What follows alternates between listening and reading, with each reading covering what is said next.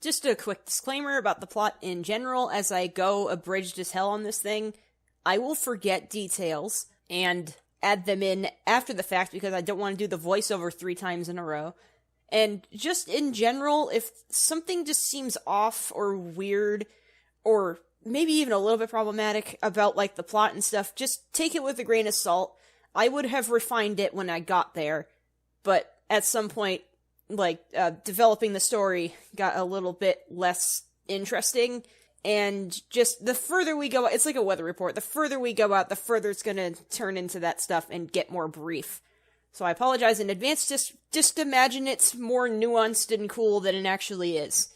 Alright, on with the video. So we left off at Patch's brother Luke being incredibly ominous with some prediction about 4 of them, and Stewie is understandably concerned, but before he can even register what the heck is even happening, he is tackled by Molly and immediately gets yeeted back into the portal room. Molly, in her non-verbal way, tries to describe that, like, her friends are in there, Ghost and Miles are inside the universe, and Stewie takes a second to register what in the heck she's talking about, because Molly doesn't talk much, if at all, and then he figures it out, and then Miles and Ghost have been in there for at least 40 minutes, or not even that, maybe like a half hour, and they are just having a grand old time fighting off monsters. Like, even Ghost is doing a decent job, like, flinching and attacking out of instinct, but doing pretty good. Miles is, like, full on into it, though. And in comes Stewie with some borrowed gear that would have been a shout-out to, like, the version of him I drew back in, like, high school in the 2000s, and he is like, "What are you doing in here?" Miles is like, "I punched out 2 shark monsters, and also, we're just in a simulation, right?" And Stewie just stares at them like, No, you're not. I mean, sure, yes, whatever. Why are you in here? And Miles explains Ghost's whole situation. Stewie has a moment of, like, kinship, because, I mean, he doesn't understand the full scope, but he understands the whole, like, thinking that they're too powerful and dangerous to, like, actually use their powers. And Stewie delays just long enough for the portal to just... it's gone. Stewie panics for a second, then he's like, okay, you know what? I have enough experience. I've been doing this recruit thing for a month. I could probably figure it out. I'm technically the leader, right? Because, like, you guys are basically my, like, recruits on this age scale. We can figure this out. And then a screaming monster comes out, the S-Class, and screams at them. Ow. And then Ghost screams back at the thing, just like, you know, mimicking perfectly. And Miles is hype as all hell because, look at that, like he's doing cool powers. Stewie is concerned. He knows what monsters are. He has learned, had that drilled into his head of all the monster types and how dangerous they are. So seeing Ghost do that, Ghost registers his instinctual fear more than they register Miles' is pure delight at the fact that Ghost is using their powers. Ghost's powers are still very underdeveloped, though, so it doesn't totally take down the S-Class. And it readies up for another attack when a blast of blue lightning comes and just bodies the thing with a sword. Why is Flint here? Oh, it's Francis. Hi, Francis. Flint is equally confused. Didn't you just respawn? I did. Then why are you here? These 2 are here. Why are these 2 here? I don't know, honestly. I wanted Ghost to show off his powers. What? Look, I was just here trying to do some one-on-one training with Francis here, because, you know, your whole thing with, like, treating him equally, and here I don't even understand. How did you even get in here? Which is significant because the odds of 2 different teams coming into the same world at the same time, within seconds of each other, is incredibly rare. But not impossible. A different monster from a higher danger scale, probably like a T or something, comes in, and Ghost, having just learned how to scream at things, screams at it, startling everyone. And even Flint looks over at them like, "Oh my god, you have a C-Class, I'm gonna kill it." And everyone panics and like, no, he's a kitten, stop. It's a bit of a mess as Stewie and Miles are shouting with Flint, trying to hold him back, because they know very well that Ghost is a real kitten, and they were in the kitten training classes, and they can prove it, and Flint is very, very understandably concerned and angry at the fact that, no, this is a C-Class, what the heck are you talking about? Francis is kind of like quietly trying to get their attention. Hey guys, and then he yells. Everyone stops, turns around. The monster's fuzzy. It stopped moving. Stewie and Miles don't get it, and even Francis is a bit clueless as to why this happened. Flint knows exactly what this is. It's a Y-class. For the record, a Y-class monster is not really a monster as much as like a calling card for a Z-class about to attack. The monsters freeze in place, turn into like fuzzy, mossy fungus things, and it's basically like a big old target for a Z-class pillar to come crashing into the world. So they have about 30 seconds to get the hell out. So they book it. Ghost is lethargic, but not necessarily sleepy, because they can't really sleep, and Stewie just grabs him and runs with everyone else. And thanks to Flint's quick thinking, and Francis being the one in charge of the portal, and actually doing pretty well under pressure, they all, like, fall out of the portal, back into the room that Flint came in from, and just as, like, a monster was, like, just slamming into the world, like, as the portal closes, you can just see them go, Phoom! And then the door closes. They have a second to collect themselves, and Flint finally is like, what the hell is Ghost? And Stewie is also kind of like, I'm not sure. Miles is like, they're my friend! Ghost is frantically signing, please do not tell anyone. I am going to be locked back into the room. I cannot do that. Please do not tell anyone. I have these powers. It's going to be very dangerous. I will be very dangerous. People will think I'm dangerous, and just keeps going. Not to mention that Stewie, Miles, and Ghost, having basically soloed a universe, Ghost and Miles having minimal training, would be in serious trouble. And both Stewie and Flint, surprisingly, registered that, given how Ghost was panicking, they would get the worst of it. Flint senses the same energy as Patches and her being targeted because she happened to be third-born in a place that was, like, really into the third child thing. And even though, like, the monster thing was kind of, like, a bit of a wild card, they were just a kitten. Stewie is 100% ready to take the fall. Like, he's willing to pretend that the kittens encountered him, they followed him inside, this was all his idea. But then Flint is like, hold on. We cut to Duncan and some of the security cats following him, and also a few medical cats, because whenever either a respawn or a Z-class attacks, which are both registered in the portal rooms, they come running in case anyone is hurt. And the only two there are Flint and Francis. And they're looking at him like, good lord, are you okay? And he's like, yeah, fine, just got spooked, maybe a little bit scuffed up, but I can handle it. Francis also acknowledges this and just nods in a similar body language way of saying, yeah, I'm fine too. They are confused as to why Duncan and the team are there, and then they see Molly kind of following along, holding his tail, and Duncan's like, yeah, this one was telling me about the fact that her friends are missing or something, and I was also kind of looking around for a destructive kitten that apparently turned the power off in one of the gymnasiums. Have you guys seen them? I think their names are like Ghost and Miles? Flint does a good fake of, like, he doesn't know what they're talking about and just happened to hear this information and goes, yeah, I'm not sure actually. Wait, hold on, is one of them a Sphinx? And he just points out a corner of the room that he had told them to hide in like 30 seconds ago. Miles explains that they were scared about the power outage, and Ghost is especially scared, and they booked it, so Miles went over to comfort his friend. And then Molly went over to comfort the two of them.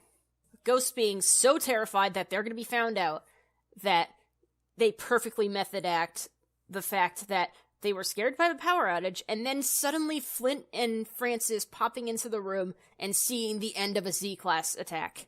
Duncan is like, oh, God, I'm sorry. How about I lead you guys back to the kitten training area? It looks like you guys got very lost. Molly just quietly cuts in with, I run very fast.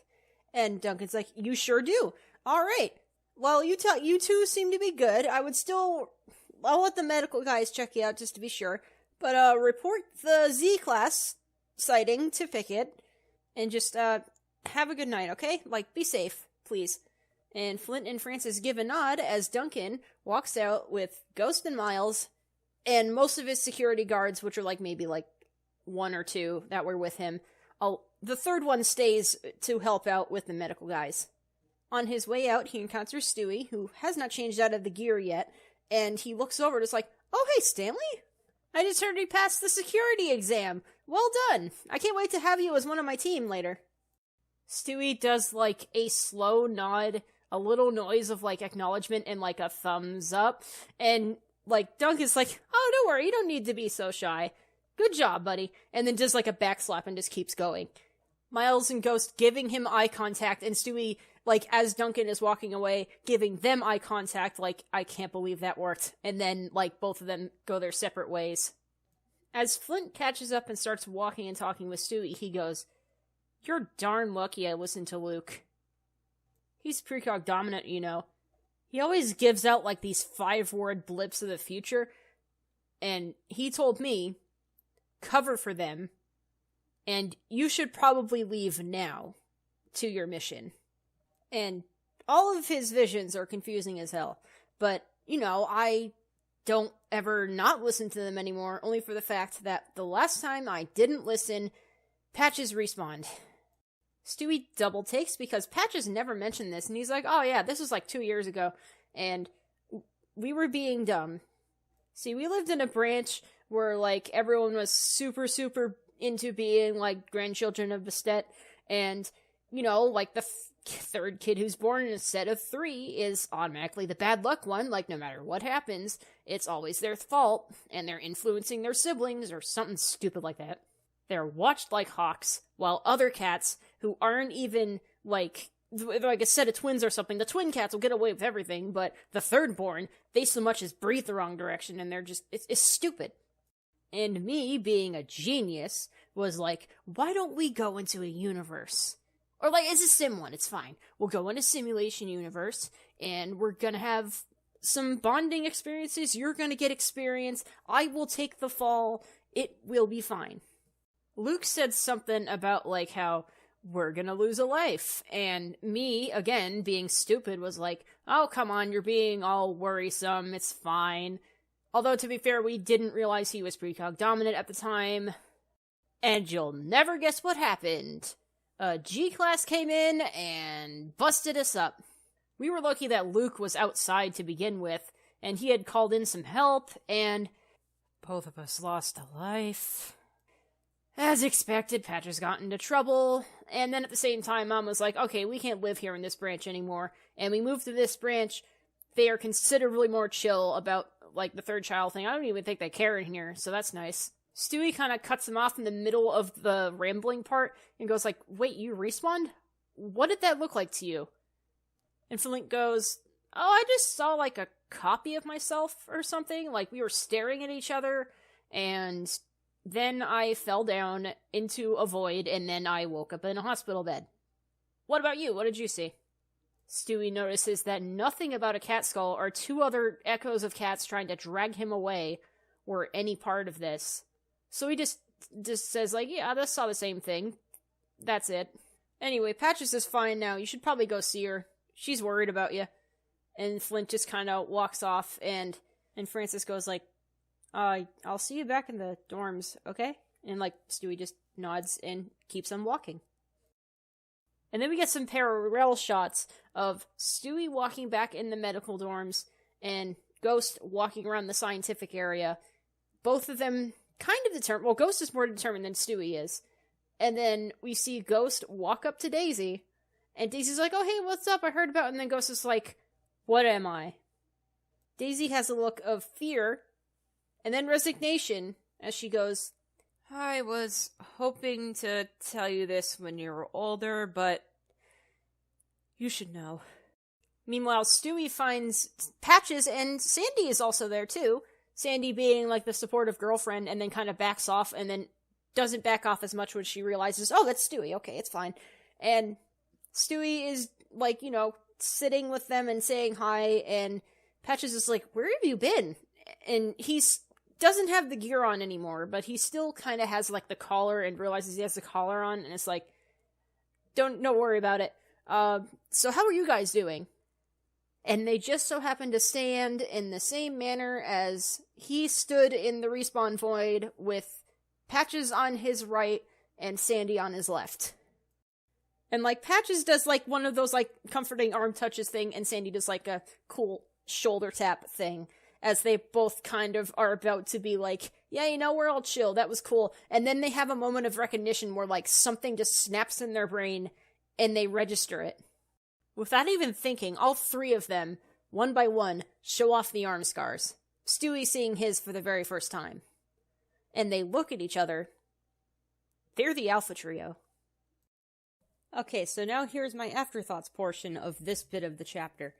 God, I wish I had made Francis Stewie's friend from the beginning, you know, like take Trent out entirely and just make Stewie and Francis friends. They were friends for a while. Then Stewie got a little bit way too overprotective, and Francis was like, okay, I'm not really feeling it. And then, like, you know, they could have had, like, a thing where they're like, oh, they're roommates, and Francis isn't as happy as Stewie is about it. And then, like, they have a falling out, and it would have been so good had I planned out. So now Francis just kind of vanishes, or would have vanished in this version of the plot. In the eventual Fighting Dreamers reboot, it wouldn't be the same main three here. It would be a different set of three, and they would be, like, our three would be the previous Alpha Trio. So I can just recycle that whole thing into a different character in this new reboot of the series. Also, how do I discipline these cats? Like, genuine question. I am not entirely sure how something like Stewie getting in that world with the kittens, how would that go down had nothing happened? Like, how do you discipline cats that spend time doing dangerous stunts out in various worlds to fight monsters and possibly die out there? Like, the whole sparring illegally thing is just a slap on the wrist, and quite honestly, probably isn't as huge of a deal. It's just, like, leader-specific. Like, maybe Pickett doesn't like it that much, but some other leaders are chill with it. It's subjective, but that's nothing compared to this. That will be something to work on in the reboot when I get to it.